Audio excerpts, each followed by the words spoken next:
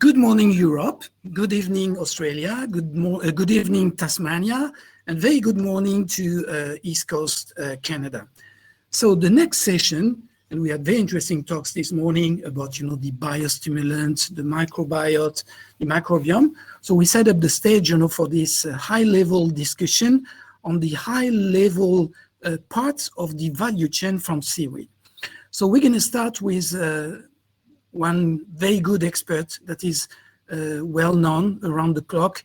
It's Helen Fitton. She used to be the CSO for Marinomed, and she is a world expert in seaweed extract and seaweed fucuridants. So we're going to give her the floor, and then after we're going to introduce the panel and have this enthusiastic discussion about the high value chain compounds from the seaweed extract. Helen, the floor is yours. Many thanks, Pierre, for the introduction. I was just listening to the previous session, and it was pointed out that we're swimming in a microbiome, which I thought was a lovely thought. It's very true. It's very true. Without the microbiome, external and internal, we're nothing. We're not here. So would you like me to share my screen, or would you prefer that I just speak? You're muted, Pierre. We can't hear you. Sorry. If you share the screen, you may have some trouble coming back. So it's much better to get you live.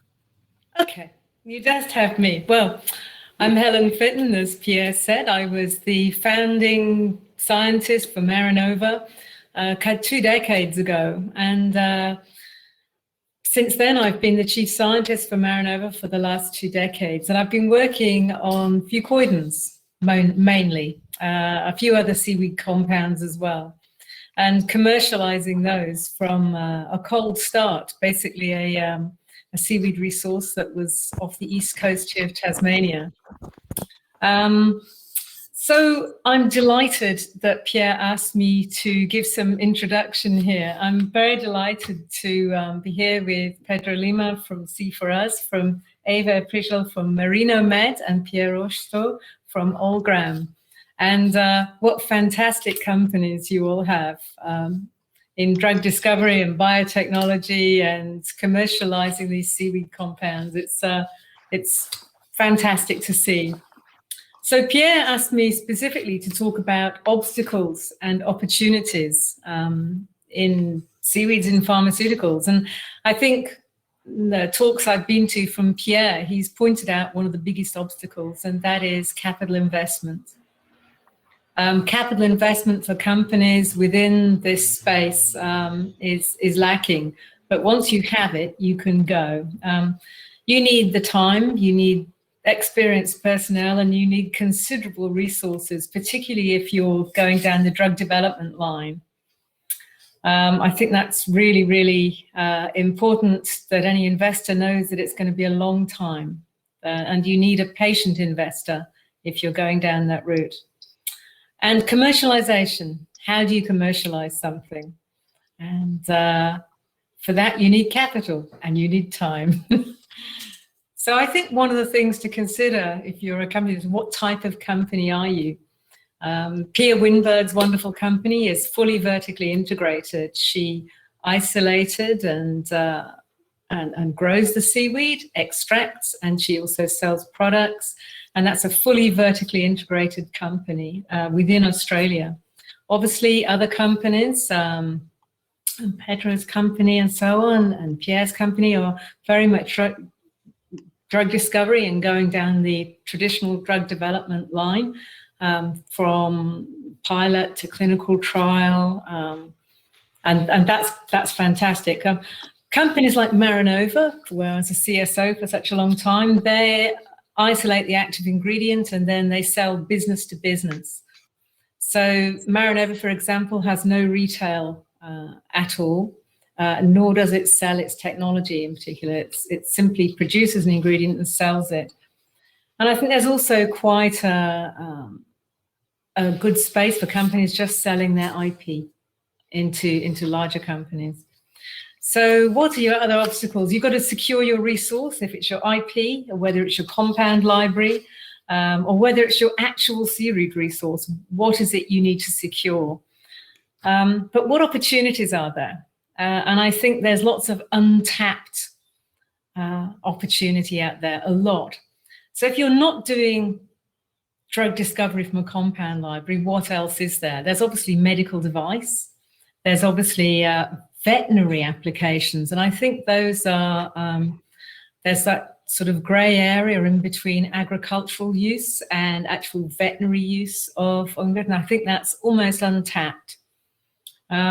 Obviously, as excipients, as topical medical devices, functional foods, complementary medicines.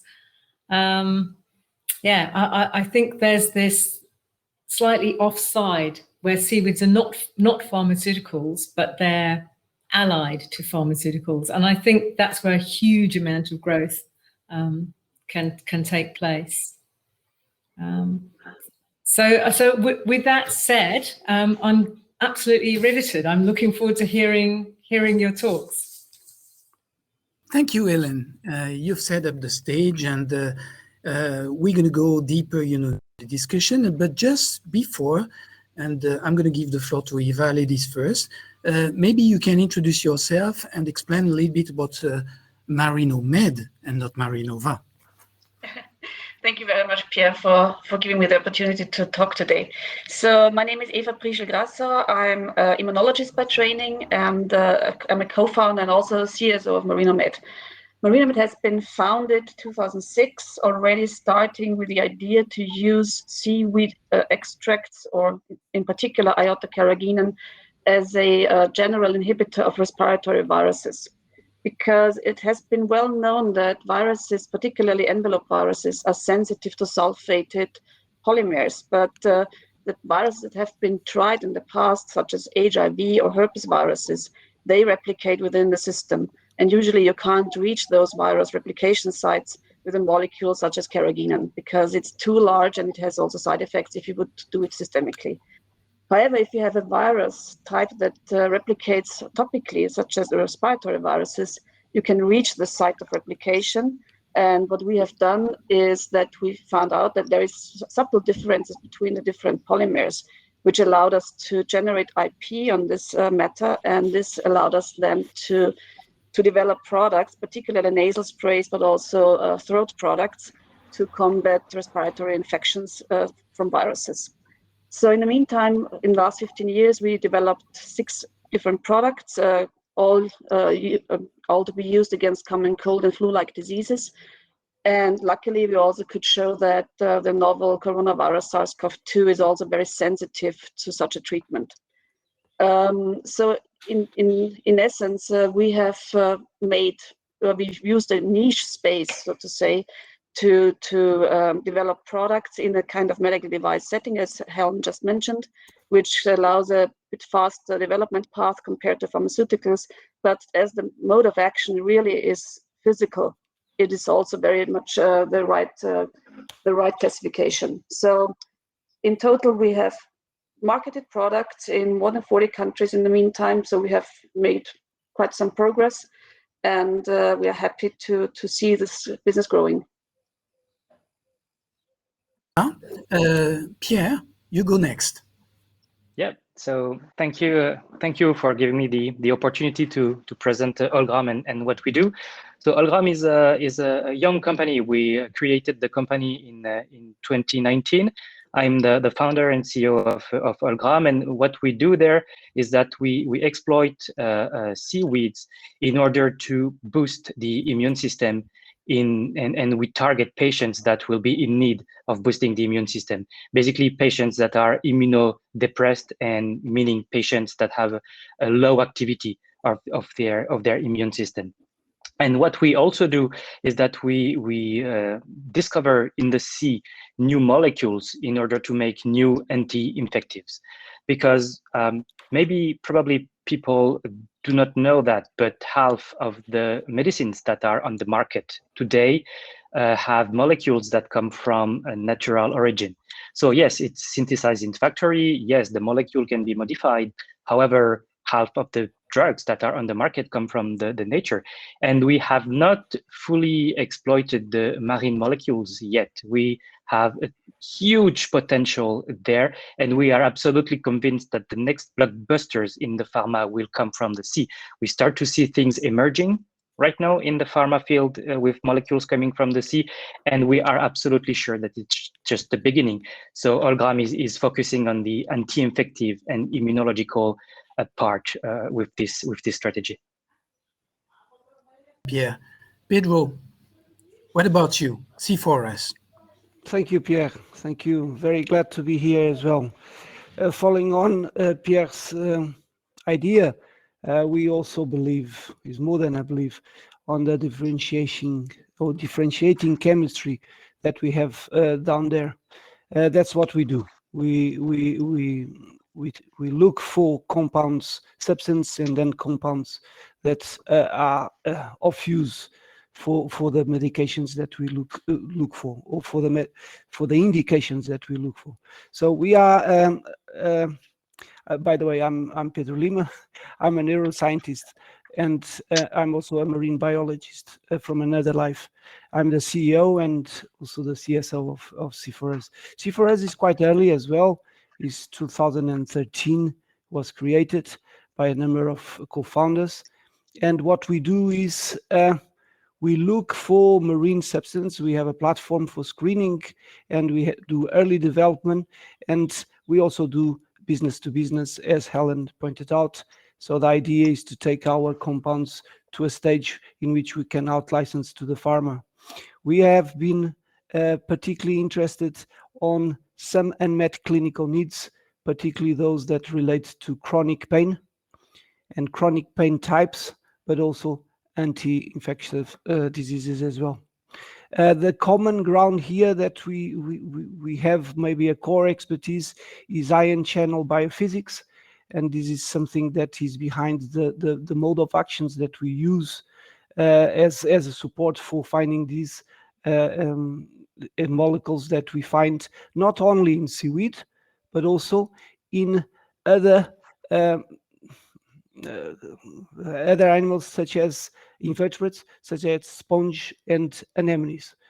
They are like plants, right? They are like trees that are stuck in the soil. They can't escape as well. So there's a lot of similarities that we can discuss on further on. That's what we do. Thank you, Pedro. So let's get into a more comprehensive discussion about the origin of this biomolecule that you extract. So we know that the macroalgae has evolved and developed certain mechanism of defense, like the production of bioactive compounds, and the substances such as polysaccharide and peptide allow seaweed to avoid the bacterial invasion. So my first question will be, what type of seaweed have pharmaceutical properties and commercial potential? And we're going to start with Helen on this one, maybe.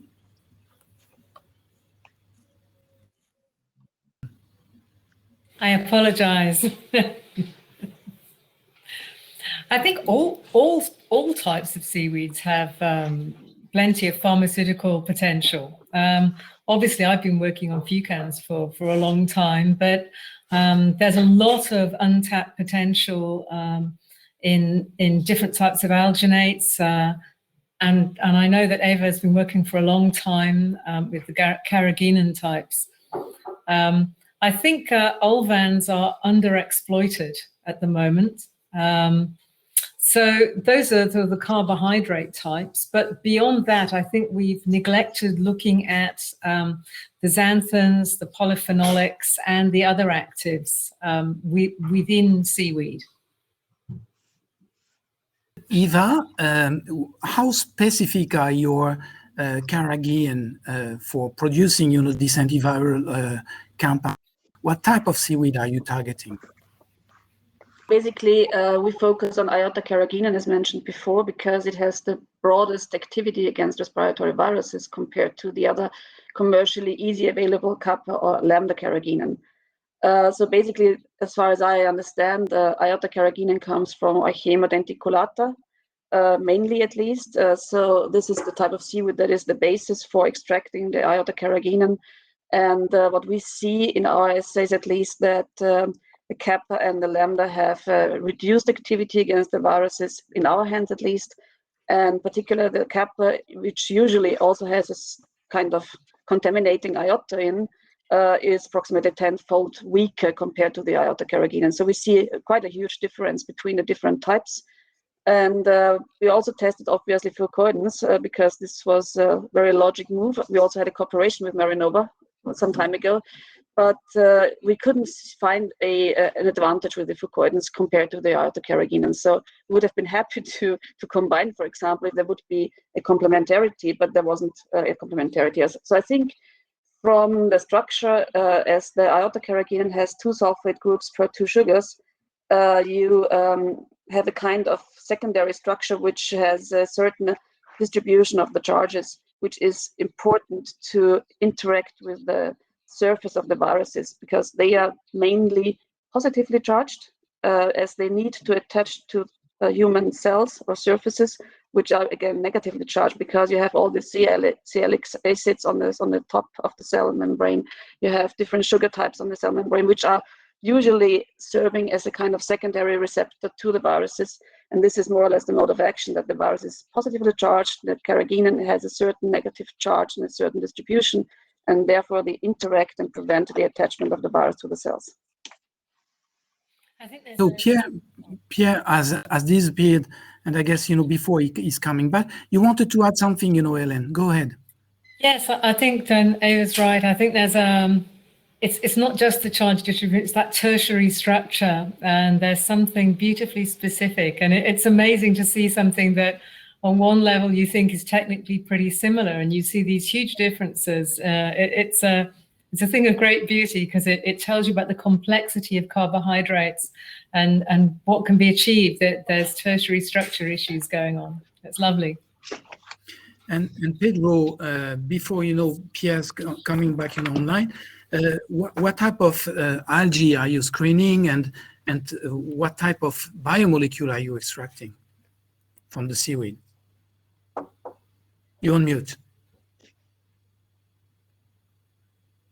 Particularly interested in small molecules, and we are particularly interested in those that can be somehow recreated, and we can produce it in a stable way. So we have been, as I said, using other organisms, but talking about algae, we are talking about, and I think you are asking about the species and what are the species of interest. We have been focused on some invasive species. Okay. Namely Asparagopsis, but not only.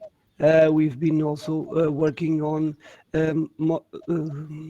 algae that are fully available as well, like Gelidium.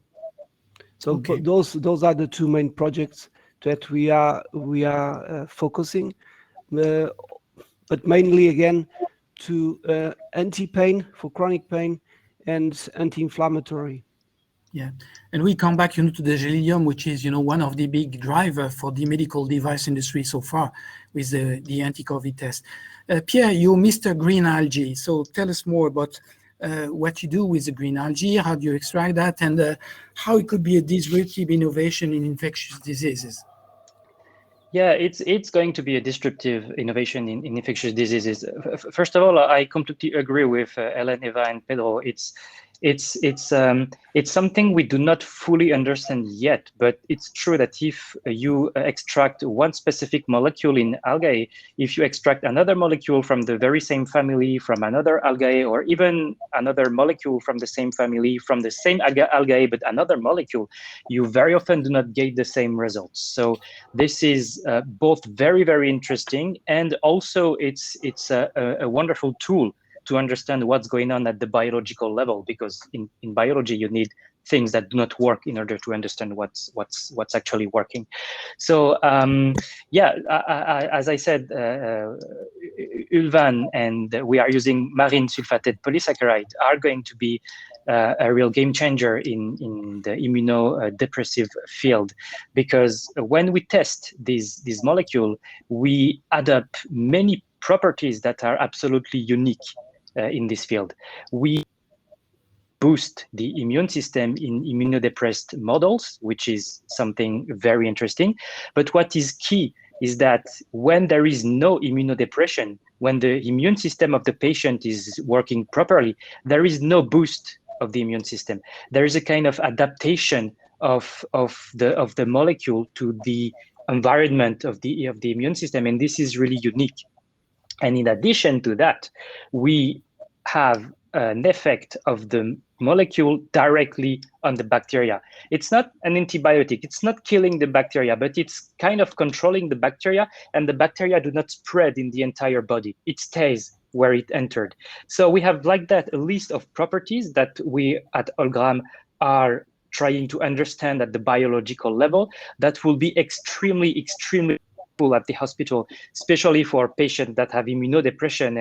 And you know, at the hospital, you have a lot of bacteria, a lot of pathologies, and nosocomial diseases are a real problem. So using these molecule in order to avoid nosocomial diseases will be really a game changer, because that's something that doctors are actively looking for right now. That's very interesting. And Eva, you've developed, the only prophylactic treatment for the main viruses, including the COVID. So tell us more about, the mode of action and how you had, well, the two last studies that you shared with us were absolutely stunning in terms of results. So what is the processes and how it helps, to protect, and how it helps, not to replicate the virus in the cell? Can you be more specific and elaborate a little bit on that? So basically, I think it's a very similar mode of action for all the different viruses, but the sensitivity of the virus to the polymer is different. So coronaviruses, also the old coronaviruses, are particularly sensitive to sulfated polymers. And what happens is that they are hemagglutinating viruses. So they really bind to the sugar molecules on the cell surfaces. And by that, with the interaction with the sulfated polymers, you prevent the attachment to the cells. The virus can't enter. And if the virus can't enter a cell, it can't replicate, because it needs the cellular machinery to replicate itself. So basically what happens if you use the products is they build a kind of layer in the nasal cavity, also in the pharynx. And if you prevent this very early stage of viral replication in the nasal cavity, you have a very good chance that you disrupt the virus life cycle and thereby have a kind of prophylactic effect. I think it's also important to understand that the products have been tested before in clinical trials in normal common cold patients. And we could show that even if you already have an infection, you have a reduction of symptoms and duration of symptoms. So it all makes quite some sense that you can use these products as prophylaxis and therapy against respiratory infections, including COVID-19. And the last study that has been conducted by an independent group in Argentina, they have tested identical nasal spray in healthcare personnel. That they had 394 subjects using the nasal spray for 1 month, and they could show an 80% reduction of infections in the treated group compared to placebo. So it was a double-blind, placebo-controlled trial, and I know that vaccine trials have many more patients compared to this trial, but for a medical device clinical trial, it was quite substantial. So I think this trial really underlines the positive benefit of red seaweed, particularly against these infections, and it's ready to use. Excellent. So before, Helen, we touch base on the IBS and the fucoidants, let me ask the question to Pedro, and how the seaweed extract that you're working on can contribute to pain reduction. What is your main field of application, and how do you develop this? Well, if I may, I go a step back. I think I can field two major pathways here. You either accept the complexity of the molecules that we are looking for in the environment in which they are inserted on, and you try to obey and somehow reproduce the ecological environment in which they stay and use it in a synergetic way for the purpose you want, or you try to get the molecule, isolate the molecule, and try to get to the a more classical, hardcore pathway that is more pharmaceutical orientated. I mean, in terms of what is classically asked by the pharmaceutical world. I think in terms of strategy, we've been more on the second one. We try to get to the compound.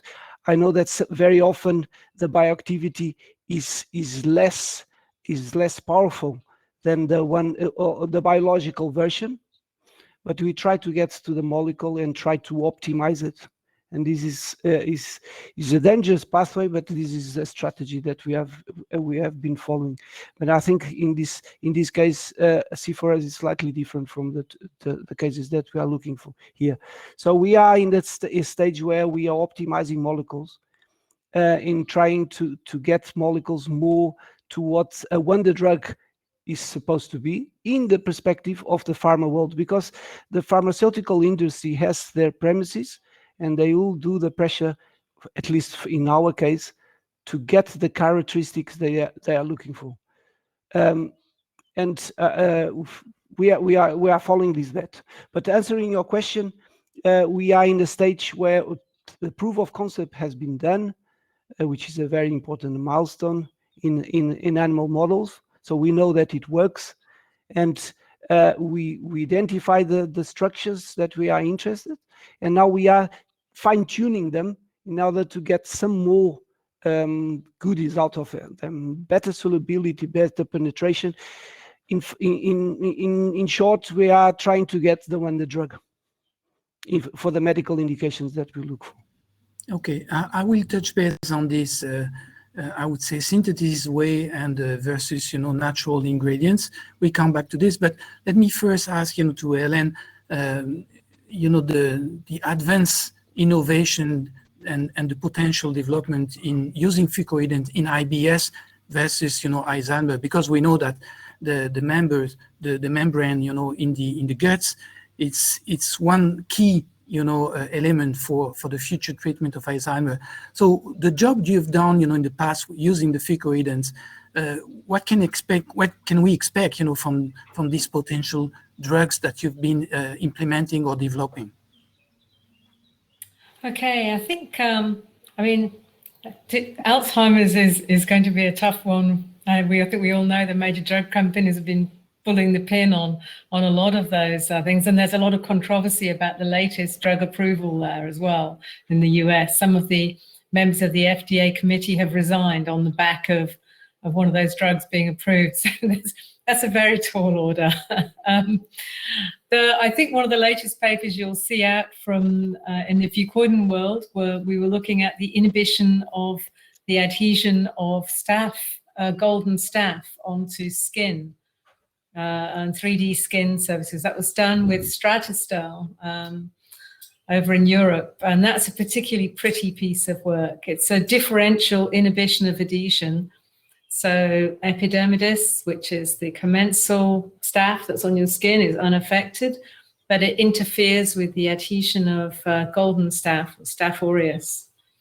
And that's a particularly nice one. It sort of follows in the footsteps of the antiviral stuff as well. You see, we're having this effect on the microbiome, which brings me back to those comments in the previous session about we're swimming in microbiome. And that takes us right to, you're talking about Alzheimer's and other neurological diseases. We now know there are microbes in the gut associated with those diseases. Either they're initiating event or they're a continual presence. I don't think that's sorted out yet. But it does make me wonder whether or not we can have effects on the initiation or the progression of those neurological diseases via the gut. So you all advance in terms of innovation and development. So most of the people that are listening to us, and we have a lot of seaweed producers, they say, well, the grail is pharmaceutical. So I want to go for that. So it leads me back, to the question I was about to ask. Should we go for, synthesis of the biomolecule, or should we use marine natural compounds? And what does it take? What are the odds versus, the pro, the cons? So would like, to answer this question. Maybe Pierre, you go first. Yeah. So in our case, and I think that's the case for most of these kind of projects, the answer is very simple, is that we don't know how to synthesize those molecules in a factory. We absolutely do not know. We can maybe isolate the molecule and modify it a little bit with chemistry, but we don't know how to make those molecules from scratch. So we need to have a biological factory, actually. And in our case, the algae, macroalgae, are the only one who are able to synthesize the molecules that are of interest for the pharmaceutical project. Maybe we can identify all the metabolic pathways and make some GMOs in order to boost the synthesis of key molecules. But even that is really difficult, because it's an organism that is not so much studied at the genetic level. So so yeah, the simple answer is that we don't know how to make this molecule, and we need algae in order to produce them. Eva, is it the same approach that you have, or would it be possible for you to synthesize, the polysaccharide? I'm not sure. I think it's also a matter of cost, because if you are in the OTC world, as we are in the medical device world, you have also to look at the costs for the ingredients. And I think the naturally produced carrageenans are very cost effective compared to if I would do a synthesis. So I think there's a big difference if you have a large molecule as a polymer, or if you have a low molecular weight compound as Pedro is working with. So I think he's completely right. If you're on the low molecular weight side of the chemistry, you need to synthesize the compounds, you need to understand their structure properly, and you usually also modify them accordingly to fulfill the needs of the industry. With respect to the polymers, I think the more effective way is to use the naturally produced ones. You're mute. You want to add something, Helen? Helen, go first. Helen. I was just about to say that when we're using these naturally produced molecules, it does make an obstacle with regard to registering as down the pharmaceutical pathway. The US obviously has botanical drug as a pathway you can go down, and the European Union now has, I forget what that's now called, but that certainly has challenges, and that, staying in medical device or excipient or is perhaps the place to be if we're actually going to get something to market, as Eva's company has done. So, yeah. Pedro, something to add? Yeah, well, I agree with what Eva was saying, and with Helen, just trying to add something more to what was said. So all the cases will be different. If it's a small molecule, if it's a complex molecule, and that will dictate very much the pathway you want to risk for or to go for. One thing that you may want to touch maybe later on is the quality control, because in one of the algae that we are working, the compound that is there, and I'm talking about native natural form of the algae, not cultured. The compound is there, but it's not there all through the year. So the availability will change through the cycle. So it's very important to know when it is and when you can get a better yield. If you can have an effective way to extract it, and then you need to look at things that Eva was pointing out. You need to look at economical feasibility versus another alternative that you may or not have, depending, and I'm talking about synthesis, but the variability of the compounds that are within the algae or on the biomass throughout the year or the month of collection or whatever is very important. How to get batches in which the percentage of your goodie is there. It can be a burden. So there are ways to overcome that, and that's something you may want to discuss. I agree, and we went through this conversation many times with Eva and Pierre about some of our partners that are developing this organic seaweed, but you need to be steady in the production of batches, and the quality is really important. So the origin, the water quality, the transformation process, everything is at stake. And maybe for our audience, I'd like to explain how many transformation we need to go through in terms of processing, extraction, before we sell you the right biomolecule. Can you explain how complicated it is, to reach where you are, Pierre? Yeah, so that's a very, very complicated process. First of all, just to precise what we said before, when we say natural, it doesn't necessarily mean that we harvest the algae from the sea. We culture them in a very controlled environment with water that we water from the sea, not water from the sea, but water that we reconstitute to mimic what's in the sea, and microbiological tests every day, and light control and temperature control, and that's what we mean by harvesting algae. Be careful, we are not harvesting it from the sea. Yeah, so the number of steps is huge. It's huge, and it can be basically split into two main parts. The first part is getting the molecule, like from the algae to the powder that we will use for our tests, for our preclinical tests, and to assess the biological activity. And the second part is really the pharmaceutical part. As soon as we get the powder, that's where the pharmaceutical standards need to be applied. When we get the powder, that's where we need to find partners that will be able to transform a powder, an algae, to something that is that can be injected IV in the veins of the patients. And there, the number of steps in our case is not fully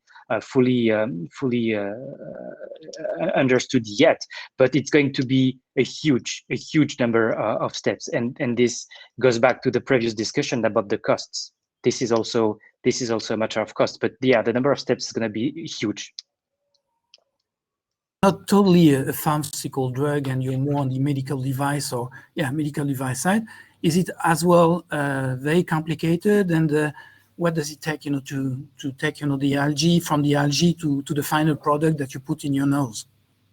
So basically, I think we are in a lucky position that we can make use of already commercially available ingredients that have a certain quality. They are GMP produced. They have a certain quality, which is sufficient for being used in medical devices, but we also apply additional tests to assess, for example, the composition of the carrageenan. Is there any lambda being in? Is there any contamination in? So we have, of course, quality controls for that. And then in the end, you have to control every product that leaves the factory. So there is, for us, the complexity is less difficult than for Pierre, for example, definitely. But I think it's manageable. I would like to come back to the discussion before, just for 1 second. I think the pharmaceutical industry has learned to use natural compounds. They're widely used. They know how to harvest the plants, for example. If you look for paclitaxel, the oncology drug, it's still coming from the trees, from the fruits of the trees. So one knows how to make use of that. I think this also will be applied for marine-derived drugs in the end.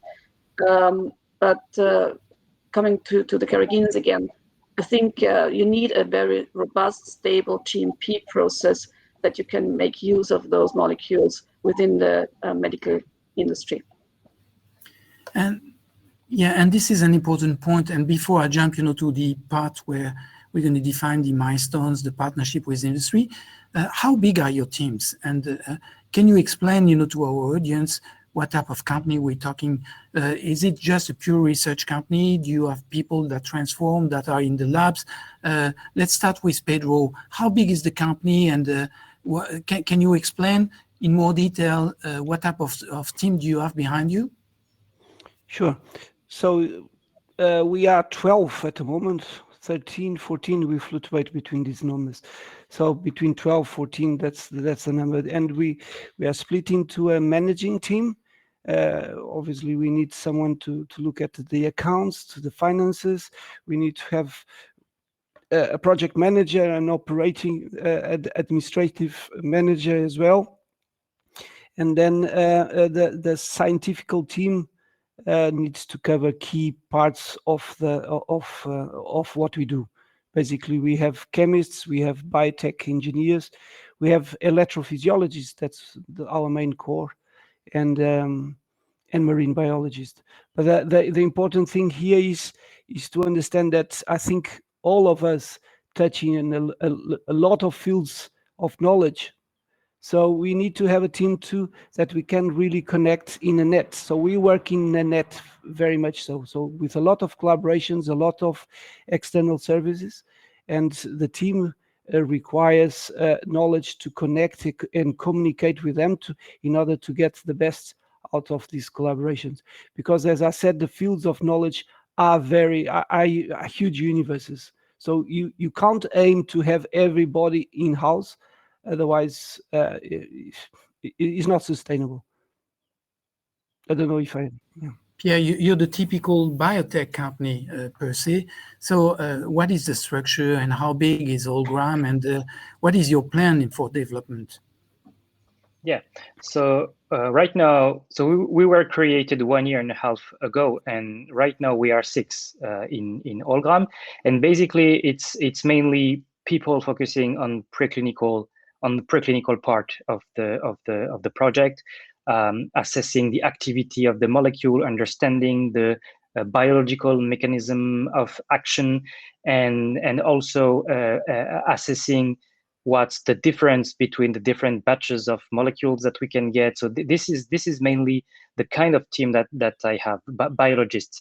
However, we like Pedro, we also work a lot with different companies that have big machines and big expertise that are essential for the development. Maybe we work with 6 different contract research organizations that have specific specialties, and what's important is we also have a team of 2 people that are, for the moment, outside Olgram, that are really focusing on the CMC, on the manufacturing and control part, which is, as we discussed since the very beginning, absolutely key in our project. What we really do for every kind of project within Olgram is that we actually start by the end. We start with the patient, what the patient needs at the patient level, at the physiological level, at the pathological level, and we go back to the molecule and we develop our molecule so that we have the best possible molecule for the patient. And the same for the manufacturing. What are the regulatory agency's requirements? And once we know what are their requirements, we go back to how we obtain the molecule, and this is how we work. This is how we develop the projects. Is it similar model, or are you on a different, trend? I think we are a little bit different because we are a little bit later stage, as we have been working now for 15 years in this field. We are focusing on generating IP. This is true. So we have a relatively large group of scientists doing antivirological assays, animal experiments, but also we have a clinical team. We have a supply chain team because we need to serve our customers. So we don't have production and we don't have distribution of our products. This is done in partnerships, but we also have to take care on that. We have a regulatory team in the meantime. So it's a very broadly active team focusing on all the aspects from in vitro, clinical, and also organizing production, business development. Eva, you have a problem with your mic, you're cutting. I have a problem, but sorry. Much better. Better? Yeah. Okay, yeah. so I go closer. So I think we are very integrated. Besides production and distribution is very integrated, starting from in vitro assays to in vivo assays, clinical trials, getting products registered as a medical device or as a pharmaceutical. We're now also entering the pharmaceutical world with different products. And then we need business development, which is key for us to get the right partnerships. We need the supply chain personnel to organize the production with the external partnerships. So it's a very complex team in the meantime, and we are now 47 in total and constantly growing. Yeah, and maybe Helen, you can comment. It's a pharma company, so I don't know if you can say that, but you, as a fully commercial company, Marinomed, was slightly different in terms of business model as well. You're on mute. I can't be a spokesman for Marinomed because I'm no longer there. It's a relatively small company, about 15 full-timers.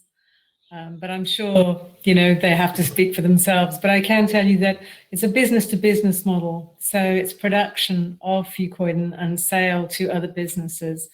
There is development of IP along the way. But that's how that company works. But as I say, I probably can't speak for them. So No problem at all. So we understand that seaweed is going different direction for different, potential pathologies. The route to phase 3 is a long and painful route, and it takes a lot of investment to get to the right point. So I'd like, for our audience that you explain, each of you, where you are, where do you stand, and how you get into the milestone financing for achieving your goals. Maybe we can start with Pedro. Yes, that is a very good question. The requirements are intense to reach that phase, and let's explain a bit better, because you're talking about phase 3 as the exit possibility to sell it to the big pharma, and I think this is the rationale of your question. So we want to get there, and depending on the medical indications, you may not need to get so far. This is important, because depending on what you're talking, you may be able to out-license earlier. But this depends a lot on what you're talking about and the nature of the medical indication you are aiming. So this has to be very well aligned with your strategy, IP strategy and business strategy. But where are we? We are in preclinicals, and we are getting to GLP preclinical stages. So we are doing the tests that will allow us to have a dossier, IND application to start clinical trials. So this is still what it is, but we went through different phases where we did all sorts of preclinical trials in which they are not still you can do them in-house. You reach to the proof of concept that very usually is the animal proof of concept. So you use animal models. You have to produce your substance in a way that is reproducible. You have the IP. We've done all that. We've done all sorts of toxicity tests. We tried to de-risk as possible, to try to find any possible problem. And when you are confident enough, you do the GLP program, which is the preclinicals, which are highly regulated. And that will lead us to the clinical trial. So that's the stage where we are. For that, so just answering, for that you need a lot of investment. So you need to cut it, chop it in a way that you need to find really the inflection points which are major de-risking inflection points, and they will represent a jump in terms of the value of the project. And this is how you do it, and this is how you may want to attract your investors. So Pierre, maybe you're in full spin for your next round, and it's an important step for you. Do you agree with Pedro's vision, and what will be different for you in terms of convincing investors to jump on board at this stage and to reinsure them to de-risk your project and to make sure that they will follow you until maybe a pre-IPO at the next level? Yeah. Well, like Pedro said, we have to go step by step. In our field, we have many mandatory steps that needs to be done. Preclinical, regulatory preclinical, phase 1, phase 2, phase 3, all regulatory steps. These are very classical steps that are, 1, mandatory, and 2, absolutely necessary for the safety of the patient, because this is something we need to keep in mind. We are here to cure people, and we want to have the safest possible molecule in our hands. So those steps have a goal, and they are there for good reasons. And yeah, in our case, the way we do raise money is overall. I'm not going to talk about Olgram, but in general, programs like this require between 250 and 300 million euros. So that's a lot of money, but you raise them step by step. And every time you reach a step, you increase the value of the company, and you reach the clinics, and you reinsure investors, and you can convince more and more investors, or bigger and bigger investors. And what's important in our case is that in the end, we are targeting 1.2 billion market potential. So yes, it's a risky business, but it's also a field where there are very few therapeutic solutions, and it's a field where the market is huge and really expected from the patients and the doctors. So it's, I think, one of the basic principle of finance, I guess, which is there is a high risk but a high potential return. So this is how we convince the investors. And what's important, and that's something that we say since the very beginning when we presented and said, yeah, well, this is how is organized the companies. We need complementary and highly skilled and highly trained people. We have to show to the investors we know what we do. We have hired the best people in that field, and this is how we're going to de-risk, and this is the pathway, and this is plan A, plan B, plan C, and this is the way we convince them that it's a very good project and they should invest because their return can be tremendous. You took a different route. Tell us about the public listing and why you were so convinced that people will follow you on that route. Well, we started, I think, similarly as the other two. So we had a private investor at the very beginning, 2006, who also reinvested 2008 during the financial crisis. So this was very lucky for us. We then had different funds investing into Marinomed, basically mainly in the carrageenan field.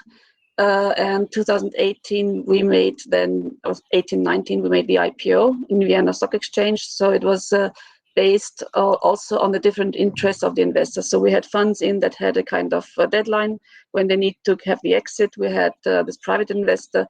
So to align all these different interests, I think the IPO was the perfect way to finance the company.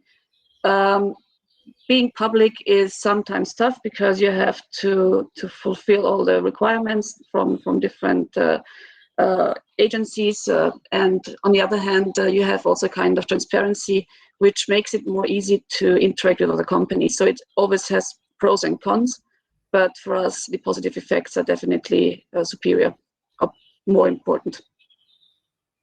Excellent. I'd like to come back on one important bottleneck, as we discussed previously, the regulatory.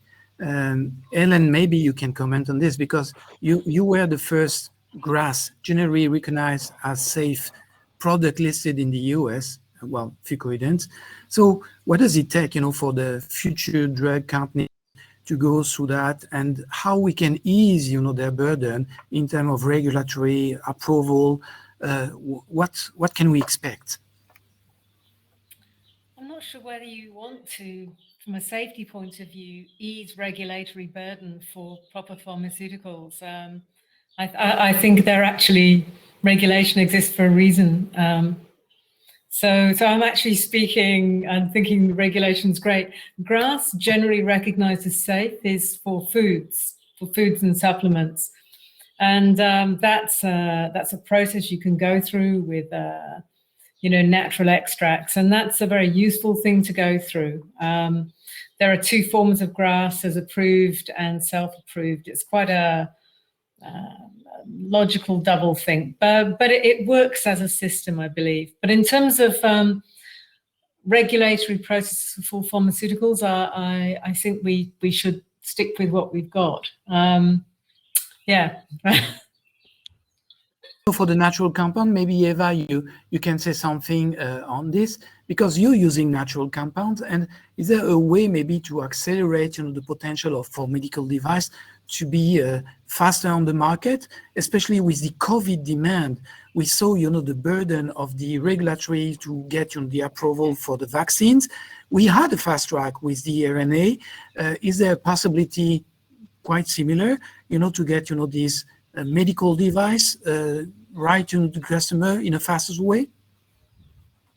For the medical devices, I think the route of regulatory route is pretty easy compared to the pharmaceuticals, but you have to have an ingredient which is safe, and you have to show that it is safe.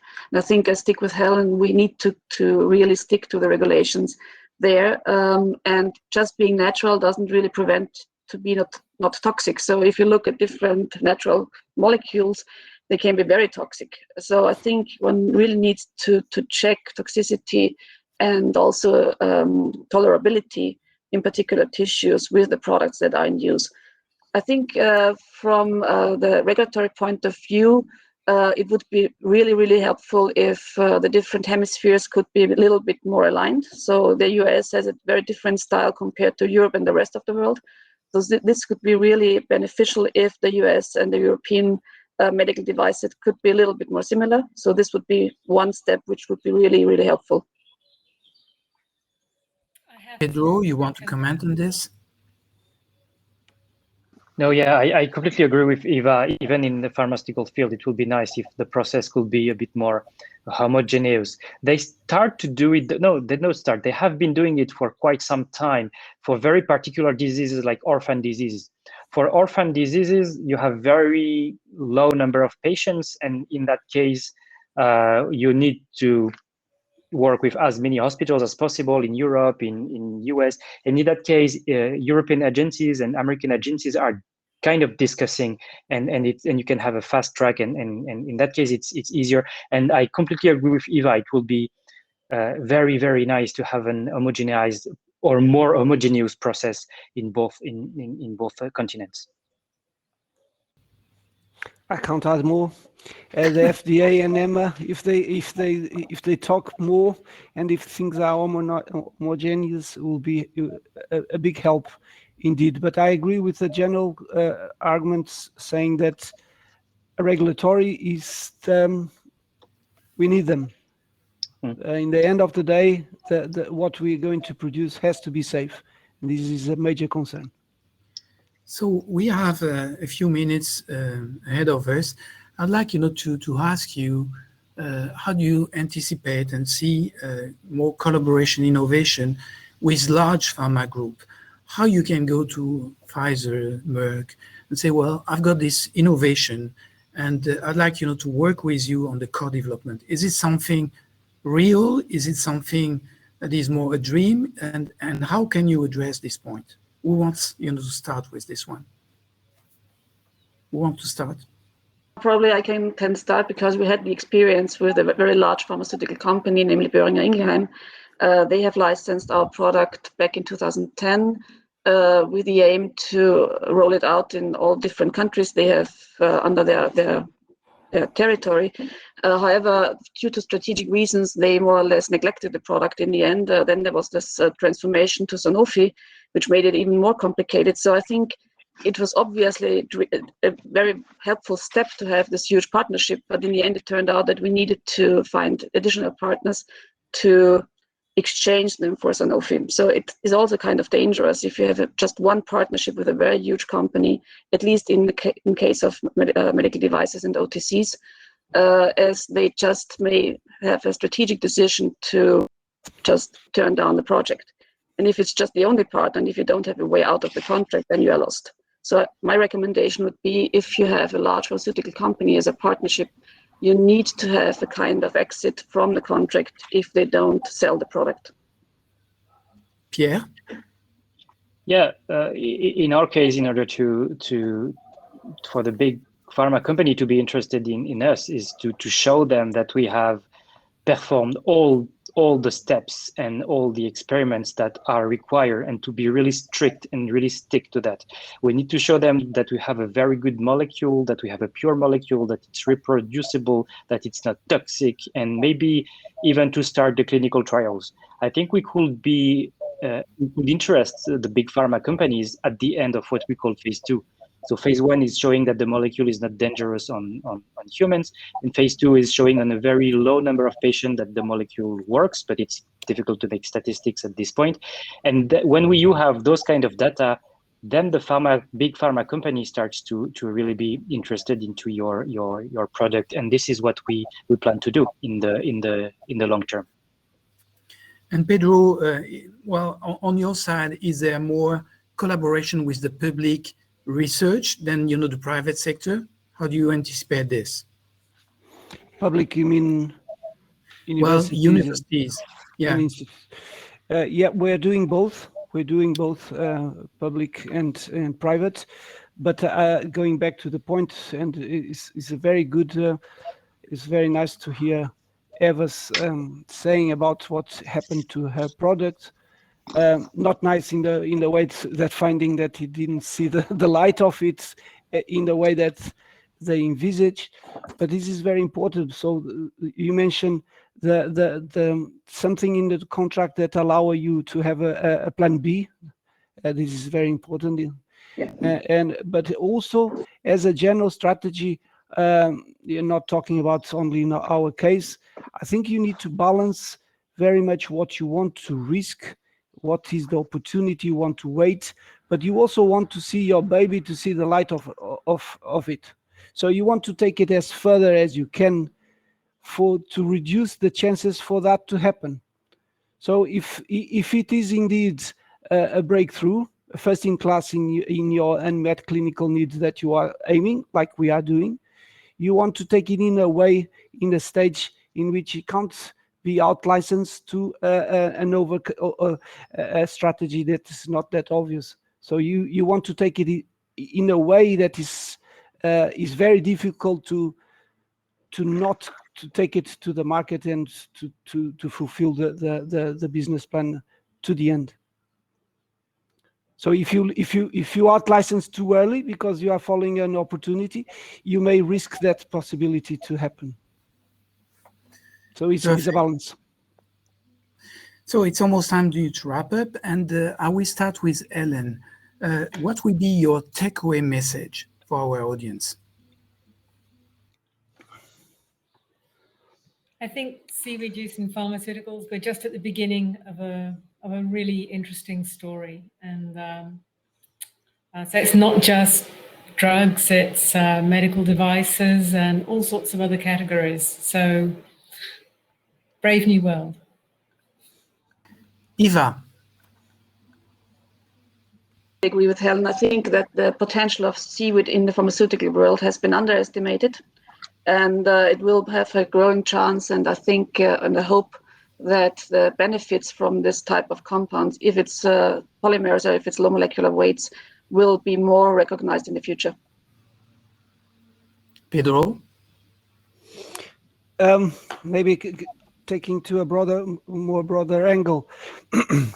It's very interesting to talk with the chemical departments of these big pharma companies. And they are the first ones saying that the world needs a new chemistry. It needs an outside box chemistry.